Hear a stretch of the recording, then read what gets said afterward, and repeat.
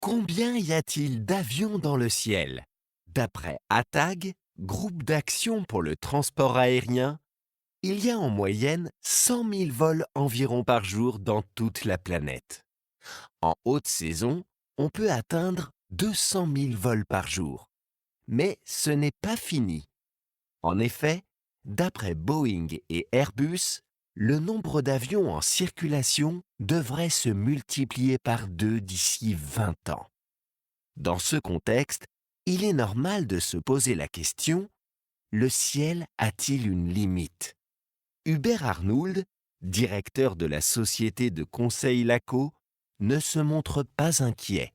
S'il y a une limite au nombre d'avions, on en est encore très loin. Même avec 1 million de vols, on resterait très loin d'un ciel saturé et embouteillé. Pourquoi cet optimisme? Parce que le ciel est grand, que la distance accordée entre deux avions est plutôt réduite et que les rencontres accidentelles entre avions sont très rares. Il reste que certains espaces aériens sont particulièrement fréquentés, avec un nombre important d'avions dans un même espace, autour de Londres et de New York par exemple. Mais dans ce cas, les distances de sécurité entre avions diminuent pour maximiser le nombre de vols. Et on effectue un contrôle plus précis des mouvements de chaque appareil. Dans le futur, les plus grosses lignes aériennes devraient voir passer moins d'avions.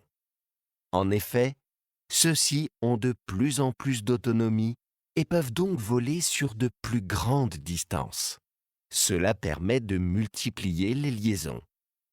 Par exemple, aujourd'hui, pour voyager à New York, un Français peut choisir entre différents aéroports. Il n'est plus obligé de partir de Paris.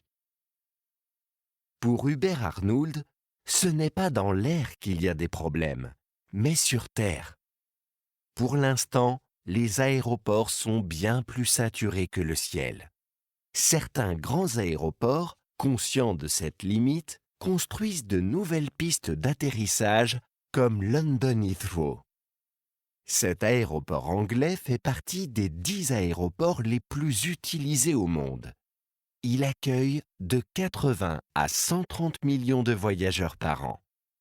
L'autre solution, c'est de mettre plus de personnes dans chaque avion en augmentant la taille des appareils.